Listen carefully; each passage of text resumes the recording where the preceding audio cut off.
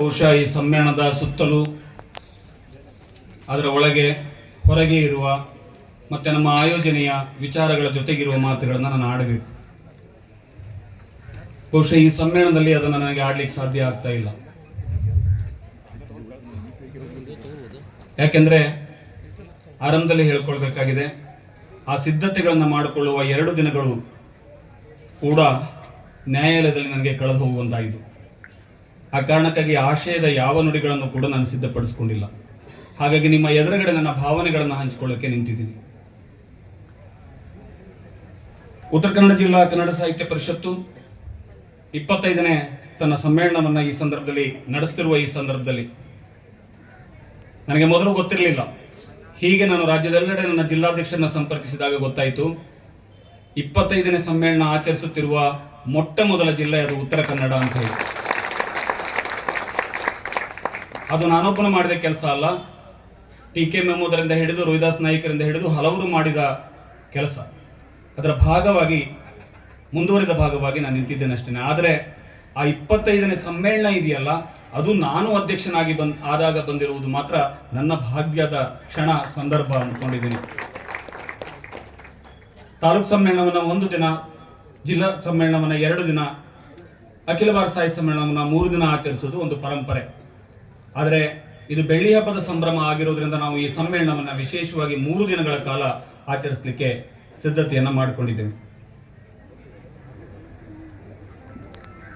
ಸಮ್ಮೇಳನವನ್ನ ದಾಂಡೇಲಿಯಲ್ಲೇ ಮಾಡಬೇಕೆನ್ನುವ ಆಶೆ ನನ್ನ ದಾಂಡೇಲಿಯ ಕಾರ್ಯಕಾರಿ ಸಮಿತಿಯ ಮಿತ್ರರದ್ದಾಗಿತ್ತು. ನನಗೂ ಮನಸ್ಸಿತ್ತು, ಯಾಕಂದ್ರೆ ಇದು ನನ್ನ ಕರ್ಮಭೂಮಿ.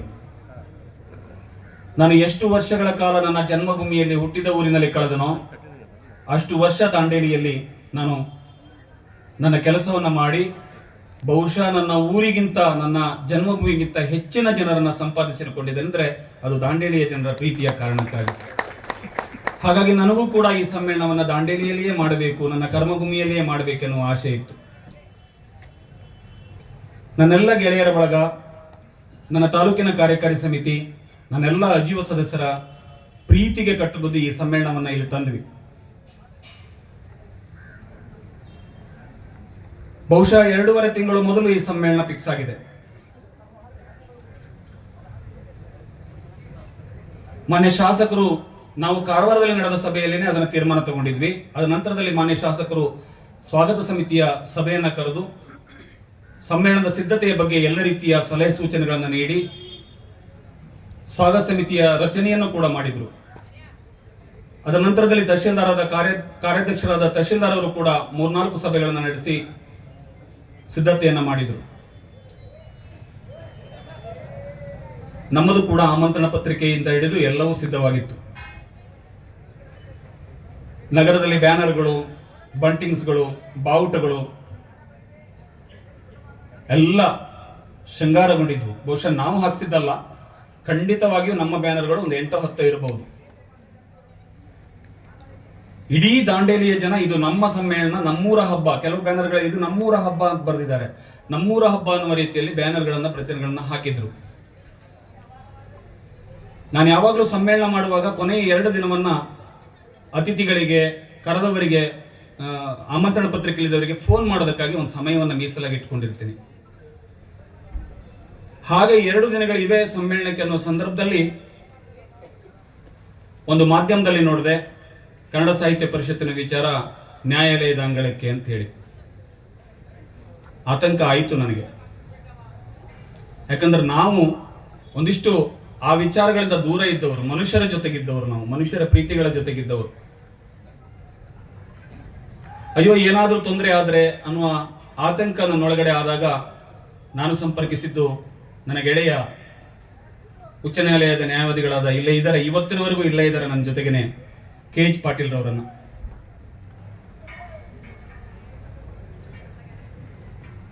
ಮೊನ್ನೆ ಇಡೀ ದಿನ ನ್ಯಾಯಾಲಯದಲ್ಲಿ, ನಿನ್ನೆ ಇಡೀ ದಿನ ನ್ಯಾಯಾಲಯದಲ್ಲಿ ಕಳೆದಾಗ ನನಗೆ ನಿಮ್ಗೆ ಯಾರಿಗೂ ಸಂಪರ್ಕ ಮಾಡ್ಲಿಕ್ಕೆ ಆಗ್ಲಿಲ್ಲ, ದೂರವಾಣಿ ಕರೆಯನ್ನು ಮಾಡಿ ಆಗ್ಲಿಲ್ಲ, ಅತಿಥಿ ಅಭ್ಯಾಗತರಿಗೆ ಮತ್ತೆ ನಾನು ಸಂಪರ್ಕ ಮಾಡ್ಲಿಕ್ಕೆ ಆಗ್ಲಿಲ್ಲ.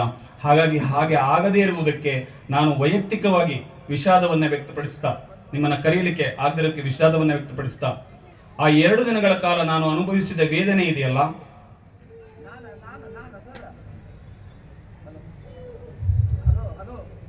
ಬಹುಶಃ ಗೊತ್ತಿಲ್ಲ,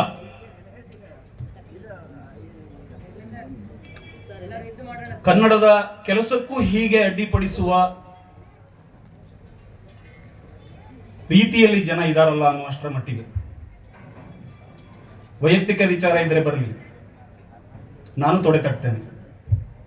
ನನ್ನ ವೈಯಕ್ತಿಕ ವಿಚಾರ ಇದ್ರೆ ಬರಲಿ, ನಾನು ತೊಡೆ ತಟ್ತೇನೆ. ಆದರೆ ಕನ್ನಡದ ವಿಚಾರ ಬಂದಾಗ ಅದು ನ್ಯಾಯಾಲಯದ ಮೆಟ್ಟಲೇರುವಷ್ಟರ ಮಟ್ಟಿಗೆ ಹೋಗುವ ದಾಷ್ಟತನಕ್ಕೆ ನಾವು ಯಾರು ಹೋಗಬಾರದು. ಕನ್ನಡ ಅದು ನನ್ನ ತಾಯಿ ಭಾಷೆ, ಕನ್ನಡ ಅದು ನನ್ನ ಬದುಕಿನ ಭಾಷೆ. ಯಾರು ಹಾಗೆ ತಿಳ್ಕೊಂಡಿಲ್ವೋ, ಕನ್ನಡದ ಬಗ್ಗೆ ಯಾರಿಗೆ ಆ ರೀತಿಯ ಗೌರವ ಇಲ್ವೋ, ಅವರಿಗೆ ತಾಯಿಯ ಬಗ್ಗೆ ಗೌರವ ಇಲ್ಲ ಅಂತಾನೆ ಅರ್ಥ. ಹಾಗೆ ಗೌರವ ಇಲ್ಲದವರು ಮಾತ್ರ ಇಂತಹ ಕೆಲಸಗಳನ್ನು ಮಾಡಲಿಕ್ಕೆ ಸಾಧ್ಯ ಇದೆ. ಅವ್ರು ಯಾರನ್ನೋದು ಎಲ್ಲರಿಗೂ ಗೊತ್ತಿದೆ. ದಾಂಡೇಲಿಯ ಜನರಿಗೆ ಅವರೆಷ್ಟು ಸಚ್ಚಾರಿತ್ರ್ಯವಂತರು ಅನ್ನೋದು ಎಲ್ಲರಿಗೂ ಗೊತ್ತಿದೆ. ನಾನು ಅದನ್ನು ಬಿಡಿಸಿ ಹೇಳಬೇಕಾಗಿಲ್ಲ, ನನಗೆ ಗೊತ್ತು. ಇದನ್ನು ನನ್ನ ಮಾತನ್ನು ರೆಕಾರ್ಡ್ ಮಾಡ್ಕೊತಾ ಇದ್ದಾರೆ.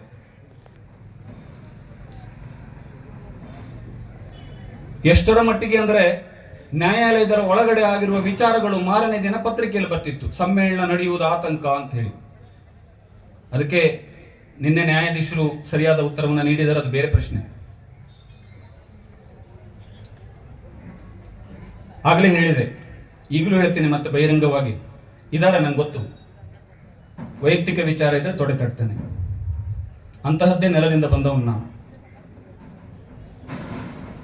ಕನ್ನಡದ ವಿಚಾರದಲ್ಲಿ ರಾಜಿ ಆಗೋದಿಲ್ಲ, ಸಂಘಟನೆ ವಿಚಾರದಲ್ಲಿ ರಾಜಿ ಆಗೋದಿಲ್ಲ, ಸಮುದಾಯದ ಸಾಮಾಜಿಕ ವಿಚಾರಗಳಲ್ಲಿ ನಾನು ರಾಜಿ ಆಗೋದಿಲ್ಲ. ನನ್ನ ವೈಚಾರಿಕ ಪ್ರಜ್ಞೆಯ ಜೊತೆಗೂ ಕೂಡ ನಾನು ಬೇರೆಯವರ ಜೊತೆ ರಾಜಿ ಆಗೋದಿಲ್ಲ. ಹಾಗಾಗಿ ಯಾರು ಈ ಸಮ್ಮೇಳನವನ್ನ ತಡೆಯಬೇಕು ಅಂತ ಬಂದಿದ್ರೋ, ನಿನ್ನೆ ಏನು ಘನ ನ್ಯಾಯಾಲಯ ನಮಗೊಂದು ಅವಕಾಶವನ್ನ ನೀಡುವ ರೀತಿಯಲ್ಲಿ ತೀರ್ಪನ್ನು ನೀಡ್ತೋ, ಆ ಘನ ನ್ಯಾಯಾಲಯಕ್ಕೆ ನಾನು ಗೌರವದಿಂದ ವಂದನೆಯನ್ನ ಸಲ್ಲಿಸ್ತಾ, ಆ ನ್ಯಾಯಾಲಯದ ತೀರ್ಪು ಅದು ವಾಸರೆಯ ಪರವಾಗಿ ಬಂದದ್ದಲ್ಲ, ಅದು ನನ್ನೆಲ್ಲ ಅಜೀವ ಸದಸ್ಯರ ಪರವಾಗಿ, ನನ್ನೆಲ್ಲ ಕನ್ನಡಿಗರ ಪರವಾಗಿ ಬಂದಿದ್ದು. ಅದು ಕನ್ನಡಿಗರ ಗೆಲುವು ಅನ್ನೋದನ್ನ ಈ ಸಂದರ್ಭದಲ್ಲಿ ಹೇಳ್ತಾ, ಈ ನೆಲಕ್ಕೆ ಬಂದ ಮೇಲೆ ನಾನು ದಾಂಡೇಲಪ್ಪನನ್ನ ಗೌರವಿಸ್ತಾ ಇದ್ದವನು.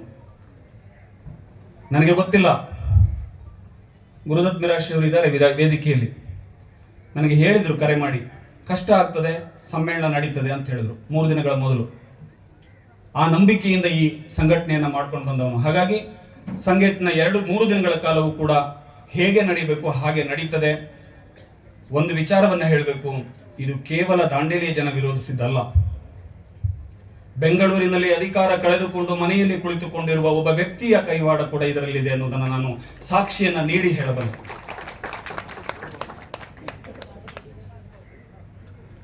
ಇಡೀ 4 ವರ್ಷಗಳ ಕಾಲ ನ್ಯಾಯಾಲಯದಲ್ಲಿಯೇ ಬಿದ್ದುಕೊಂಡು ಅಧಿಕಾರವನ್ನು ನಡೆಸಿ ಈಗ ಮನೆಯಲ್ಲಿರುವ ಸಂದರ್ಭದಲ್ಲಿ ಜಿಲ್ಲಾಧ್ಯಕ್ಷರು ಕೂಡ ಅಧಿಕಾರ ಕಳೆದುಕೊಂಡಿದ್ದಾರೆ ಅನ್ನುವ ರೀತಿಯಲ್ಲಿಯೇ ಸಂದೇಶವನ್ನ ಕೊಡ್ತಾ, ನಾನು ಈ ಚುನಾವಣೆಯಲ್ಲಿ ನಿಂತು ಸೋತವರನ್ನ ಹಿಡಿದುಕೊಂಡು ನ್ಯಾಯಾಲಯದ ಮೆಟ್ಟಿಲೇರಿಸುವವರೆಗೆ ಕೈಯನ್ನ ಹಾಕ್ತಾರಲ್ಲ, ಇದಕ್ಕೆ ಕನ್ನಡ ಸಾಹಿತ್ಯ ಪರಿಷತ್ತು ಆಜೀವ ಸದಸ್ಯರು ಒಪ್ಕೊಳ್ತಾರೆ. ಇದನ್ನ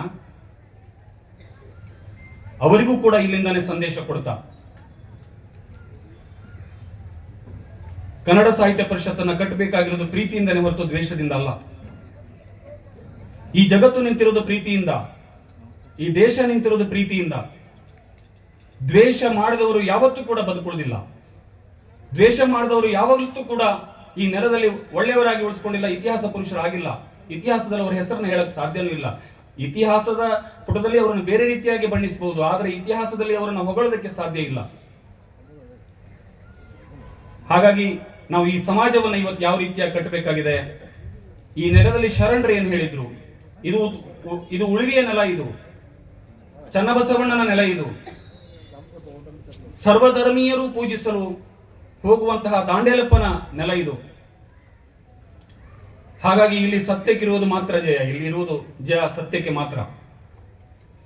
ಹಾಗಾಗಿ ನಾನು ಹೇಳಿದೆ, ಶರಣರ ಹಾಗೆ ನಮ್ಗೇನು ಈ ದೇಶಕ್ಕೆ ಒಂದು ನಾನು ಯಾವಾಗಲೂ ನಾನು ಮೊದಲು ಗೌರವಿಸುವುದು ಸಂವಿಧಾನವನ್ನ ಮತ್ತು ಈ ದೇಶದ ಕಾನೂನನ್ನು. ಅದರ ಜೊತೆಗೆ ಶರಣರ ವಿಚಾರಗಳನ್ನ. ಆ ರೀತಿಯಲ್ಲಿ ಬೆಳೆದುಕೊಂಡು ಬಂದ ನಾನು. ಹಾಗಾಗಿ ನಾನು ಮತ್ತೆ ಮತ್ತೆ ಅದನ್ನು ಹೇಳ್ಕೊಳ್ಳೋಕೆ ಹೋಗೋದಿಲ್ಲ. ನೋವಾಗ್ತಾ ಇದೆ, ನಿಜಕ್ಕೂ ನೋವಾಗ್ತಾ ಇದೆ. ನಾನು ನಿನ್ನೆ ಇಲ್ಲಿ 6 ಗಂಟೆಗೆ ಬಂದ ಸಂದರ್ಭದಲ್ಲಿ ಎಲ್ಲರೂ ಆತಂಕದಲ್ಲಿದ್ದರು. ಬೇಸರ ಇಲ್ಲ, ಬೆಂಗಳೂರಿನ ಅಧ್ಯಕ್ಷರು ಪ್ರಕಾಶ್ ಮೂರ್ತಿ ಅವರಿದ್ದಾರೆ. ನನಗೆ ಬೆಂಗಳೂರಿನ ಆಡಳಿತಾಧಿಕಾರಿಗಳಿಂದ ಒಂದು ಪತ್ರವನ್ನು ತರಿಸಿಕೊಳ್ಳುವಾಗ ರಾತ್ರಿ 10 ಗಂಟೆ ನನ್ನ ಸಲುವಾಗಿ ಕನ್ನಡ ಸಾಹಿತ್ಯ ಪರಿಷತ್ತಿನ ಕಾರ್ಯಾಲಯದಲ್ಲಿ 10 ಗಂಟೆವರೆಗೆ ಕೆಲಸ ಮಾಡಿದ್ದಾರೆ ಅಂತ ಹೇಳಿದ್ರೆ ವಾಸರೆ ಕನ್ನಡ ಸಾಹಿತ್ಯ ಪರಿಷತ್ತಿನ ಅಧ್ಯಕ್ಷರ ಜೊತೆಗೆ ಹೇಗೆ ಸಂಬಂಧವನ್ನು ಇಟ್ಕೊಂಡಿರ್ಬೋದು ನೀನು ಅಂತ. ಅದರ ಜೊತೆಗಿದ್ದವರು ಪ್ರಕಾಶ್ ಮೂರ್ತಿ ಅವರು.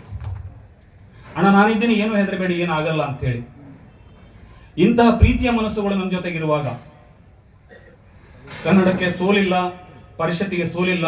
ಸಾಹಿತ್ಯ ಪರಿಷತ್ತು 25ನೇ ಸಮ್ಮೇಳನ ಅಲ್ಲ, 100 ಸಮ್ಮೇಳನಗಳನ್ನ ಇಲ್ಲಿ ಸಂಘಟಿಸಲಿಕ್ಕೆ ಸಾಧ್ಯ ಇದೆ ಅಂತ ಶಕ್ತಿ ಉತ್ತರ ಕನ್ನಡ ಜಿಲ್ಲೆಯ ಸಾಹಿತ್ಯ ಪರಿಷತ್ತಿಗೆ ಇದೆ ಅನ್ನುವ ಮಾತನ್ನು ಹೇಳ್ತಾ, ಉತ್ತರ ಕನ್ನಡ ಜಿಲ್ಲೆಯ ಕನ್ನಡ ಸಾಹಿತ್ಯ ಪರಿಷತ್ತು ಹಲವಾರು ರಚನಾತ್ಮಕ ಕಾರ್ಯಕ್ರಮಗಳ ಮೂಲಕ ತನ್ನನ್ನು ತಾನು ತೊಡಗಿಸಿಕೊಂಡದನ್ನು ನಾನು ಮತ್ತೆ ವಿಶೇಷವಾಗಿ ಹೇಳೋದಿಲ್ಲ.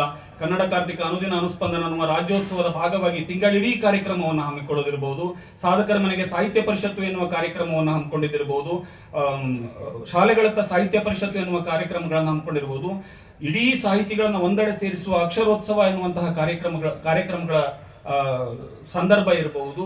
ಹೀಗೆ 10 ಹಲವಾರು, ಕೇವಲ ಸಮ್ಮೇಳನಕ್ಕೆ ಸೀಮಿತ ಆಗಿಲ್ಲ. ನಿಜ ಹೇಳ್ತೀನಿ, 4 ಸಮ್ಮೇಳನ, ಇದು 4ನೇ ಸಮ್ಮೇಳನ. 3 ಸಮ್ಮೇಳನಗಳಿಗೆ ನನಗೆ ಹಣ ಬಂದಿದೆ. ಇದಕ್ಕೆ ಹಣ ಬರ್ತದೆ ಅನ್ನೋ ಭರವಸೆ ಇಲ್ಲ. 20 ಲಕ್ಷಕ್ಕೂ ಹೆಚ್ಚಿನ ಖರ್ಚಾಗ್ತಾ ಇದೆ, ಗೊತ್ತಿದೆ ನನಗೆ. ಹಾಗಂತ ಹೇಳಿ ಯಾರಿಗೂ ಕೂಡ ಒತ್ತಾಯ ಮಾಡಿಲ್ಲ. 35ಕ್ಕೂ ಹೆಚ್ಚು ಸಮ್ಮೇಳನಗಳನ್ನ ಮಾಡಿದ್ವಿ. ಬಹುಶಃ ಒಂದು 8-10 ಸಮ್ಮೇಳನಗಳೇ ಬಿಟ್ಟರೆ ಯಾವ ತಾಲೂಕು ಸಮ್ಮೇಳನಗಳಿಗೂ ಅನುದಾನ ಬಂದಿಲ್ಲ. ಆಡ್ಕೊಳ್ತಾರೆ ಹೊರಗಡೆ. ನನಗೆ ಹೇಳಿದ್ರು ನಿನ್ನೆ, ನನ್ನ ಗೆಳೆಯರೆಲ್ಲ ಹೇಳಿದ್ರು, ಹೊರಗಡೆ ಆಡ್ಕೊಳ್ತಾ ಇದ್ದಾರೆ, ಸಮ್ಮೇಳನಕ್ಕೆ 10 ಲಕ್ಷ ರೂಪಾಯಿ ಬರ್ತದೆ, 20 ಲಕ್ಷ ಬರ್ತದೆ ಬಿಡ್ರಿ, ಖರ್ಚು ಮಾಡ್ತಾರೆ ಅಂತ ಹೇಳಿ. ದಾಖಲೆ ತೋರಿಸಿದರೆ ಸಾಹಿತ್ಯ ಸಂಘಟನೆಯಿಂದನೇ ಹೊರಗಡೆ ಹೋಗ್ತೀನಿ ನಾನು. ಇದೆಲ್ಲವೂ ಕೂಡ ನನ್ನ ಜನರು, ನನ್ನ ವೆಸ್ಟ್, ನನ್ನ ನಗರಸಭೆ, ನನ್ನ ತಾಲೂಕಾಡಳಿತ, ನನ್ನ ಗೆಳೆಯರ ಬಳಗ ಮಾಡಿದ್ದು, ನನ್ನ ಇಲಾಖೆಯವರು ಮಾಡಿದ್ದು, ನನ್ನ ಈ ಭಾಗದ ಜನಪ್ರತಿನಿಧಿಗಳು ಮಾಡಿದ್ದು. ಹಾಗಾಗಿ ವಿಶೇಷವಾಗಿ ಹೇಳೋದಲ್ಲ, ನನ್ನ ಮಾತನಲ್ಲಿ ಮುನ್ಸ್ಕೊಳ್ಳೋದಲ್ಲ. ನನಗೆ ಮೊದಲೇ ಹೇಳಿದೆ, ಆಶಯ ಭಾಷಣ ಹೇಳೋಕೆ ಆಗ್ತಾ ಇಲ್ಲ, ನೋವಿನಿಂದ ಮಾತಾಡ್ತಾ ಇದ್ದೀನಿ.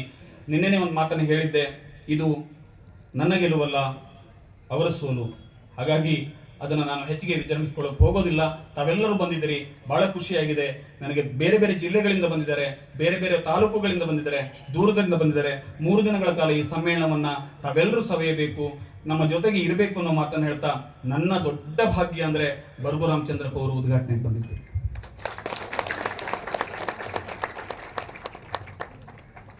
ಬಹುಶಃ ಈ ಬೆಳ್ಳಿ ಮಹೋತ್ಸವದ ಸಮ್ಮೇಳನಕ್ಕೆ ಇದಕ್ಕಿಂತ ದೊಡ್ಡ ವ್ಯಕ್ತಿತ್ವದಿಂದ ನಾನು ಉದ್ಘಾಟನೆ ಮಾಡಿಸ್ಲಿಕ್ಕೆ ಸಾಧ್ಯ ಇರಲಿಲ್ಲ ನನ್ನ ಹತ್ರ. ನಾನು ಅವ್ರ ಹತ್ರ ಒಂದು ಸುಮ್ಮನೆ ಫೋನ್ ಮಾಡಿ ಕೇಳಿದಾಗ, ನಮ್ಮ ಪ್ರಕಾಶ್ ಮೂರ್ತಿ ಅವ್ರ ಮೂಲಕ, ವಯಸ್ಸಿನ ಕಾರಣಕ್ಕೆ, ಆರೋಗ್ಯದ ಕಾರಣಕ್ಕೆ ಸ್ವಲ್ಪ ಅಳುಕಿದರಾದರೂ ಕೂಡ ನಾನೇನೋ ಪರಿಚಯ ಮಾಡ್ಕೊಳಕ್ ಹೋದೆ. ಸರ್ ನಾನು ವಾಸ್ರೆ, ಗೊತ್ತಪ್ಪ ಅಂತ ಹೇಳಿದ್ರು. ನಾನು ಬರ್ತೀನಿ ಸಮ್ಮೇಳನಕ್ಕೆ. ಆಗಿನ್ನೂ ದಿನಾಂಕ ನಿಗದಿಯಾಗಿರ್ಲಿಲ್ಲ. ಯಾವಾಗ ಕೇಳಿದ್ರು, ಇಲ್ಲ ಸರ್ ದೇಶಪಾಂಡೆ ಸರ್ ನಾಡ್ದು ಸಭೆತು. ಓ ದೇಶಪಾಂಡೆ ಅವರು ಯಾರೇನಾ, ಬಂದೇ ಬರ್ತೀನಿ ಅಂದ್ಬಿಟ್ರು. ಹಾಗಾಗಿ ಅಂತಹ ದೊಡ್ಡ ವ್ಯಕ್ತಿತ್ವದ ಬರ್ಗು ರಾಮಚಂದ್ರಪ್ಪ ಸರ್ ಅವರು ಈ ಸಮ್ಮೇಳನ ಉದ್ಘಾಟಿಸ್ಲಿಕ್ಕೆ ಬರ್ತಾ ಇದ್ದಾರೆ. ಸಮಾರೋಪ ನುಡಿಗೆ ಗೂರು ಚನ್ನಬಸಪ್ಪನವರು ಬರ್ತಾ ಇದ್ದಾರೆ. ಈ ನಾಡಿನ ದೊಡ್ಡ ಸಾಹಿತಿಗಳು, ದೊಡ್ಡ ಚಿಂತಕರು ಅವರು ಬರ್ತಾ ಇದ್ದಾರೆ. ಇನ್ನೊಂದು ವಿಶೇಷ, ಬಹುಶಃ ರಾಜ್ಯ ಮಟ್ಟದಲ್ಲಿಯೂ ಸಾಧ್ಯವಾಗದಂತಹ 4 ಅಕಾಡೆಮಿ ಅಧ್ಯಕ್ಷರು ಒಂದೇ ವಿಚಾರ ಸಂಕಿರಣದಲ್ಲಿ ಒಂದೇ ವೇದಿಕೆಯನ್ನು ಹಂಚಿಕೊಳ್ತಾ ಇದ್ದಾರೆ. ಕನ್ನಡಾಭಿವೃದ್ಧಿ ಪ್ರಾಧಿಕಾರದ ಅಧ್ಯಕ್ಷರಾದ ಪುರುಷೋತ್ತಮ ಬಿಳೆಮಲೆ ಅವರು, ಪುಸ್ತಕ ಪ್ರಾಧಿಕಾರದ ಅಧ್ಯಕ್ಷರಾದ ಡಾಕ್ಟರ್ ಮಾನಸ ಅವರು, ಸಾಹಿತ್ಯ ಅಕಾಡೆಮಿ ಅಧ್ಯಕ್ಷರಾದ ಮುಕುಂದರಾಜ್ ಅವರು, ಕನ್ನಡಾಭಿವೃದ್ಧಿ ಪ್ರಾಧಿಕಾರದ ಅಧ್ಯಕ್ಷರಾದ ಬೇನ್ಮರದವರು, ಇವರೆಲ್ಲರೂ ಕೂಡ ಒಂದು ವೇದಿಕೆಯನ್ನು ಹಂಚಿಕೊಳ್ತಾ ಇದ್ದಾರೆ. ಇದು ರಾಜ್ಯ ಮಟ್ಟದಲ್ಲಿಯೂ ಕೂಡ ಒಂದು ದಿನ ಒಂದು ಸಮಯದಲ್ಲಿ ಹೀಗೆ ಸೇರಿಸಲಿಕ್ಕೆ ಬಹಳ ಅಸಾಧ್ಯವಾದ ಕೆಲಸ. ಅಂತಹ ಮಹಾನ್ ವ್ಯಕ್ತಿಗಳ ಸಮ್ಮೇಳನ ಈ ಸಮ್ಮೇಳನದಲ್ಲಿ ಆಗ್ತಾ ಇದೆ. ತಾವೆಲ್ಲರೂ ಸೇರಬೇಕು, ಈ ಸಮ್ಮೇಳನವನ್ನ ತಾವು ತುಂಬಿಕೊಳ್ಬೇಕು, ಹೃದಯ ತುಂಬಿಕೊಳ್ಬೇಕು ಅಂತ ಹೇಳಿ ಕೇಳ್ಕೊಳ್ತಾ ತಮ್ಗೆಲ್ರಿಗೂ ಮತ್ತೊಮ್ಮೆ ವಂದಿಸ್ತೇನೆ. ಕನ್ನಡ ಇದು ವಾಸರೇತಲ್ಲ, ಸಾಹಿತ್ಯ ಪರಿಷತ್ತು ಇದು ವಾಸರೇತಲ್ಲ, ಇದು ನಿಮ್ಮದು. ಈ ಸಮ್ಮೇಳನ ಏನಾದರೂ ಯಶಸ್ಸು ಕಂಡ್ರೆ ಇದು ನಿಮ್ಮ ಮಡಿಲೊಳಗೆ ಹಾಕ್ತೇನೆ, ನೀವು ಅದನ್ನು ತುಂಬಿಟ್ಕೊಂಡು ಹೋಗಬೇಕು. ನಿಮ್ಮೆಲ್ಲರ ಪ್ರೀತಿಯನ್ನ ಸದಾ ಸ್ಮರಿಸ್ತೇನೆ, ಅದನ್ನು ನನ್ನ ಎದೆಯಲ್ಲಿ ಬಚ್ಚಿಟ್ಕೊಳ್ತೇನೆ ಅನ್ನೋ ಮಾತಿನೊಂದಿಗೆ ಆಶಯ ಭಾಷಣಕ್ಕೆ ವಿರಾಮವನ್ನು ನೀಡುತ್ತಿದ್ದೇನೆ. ಧನ್ಯವಾದಗಳು.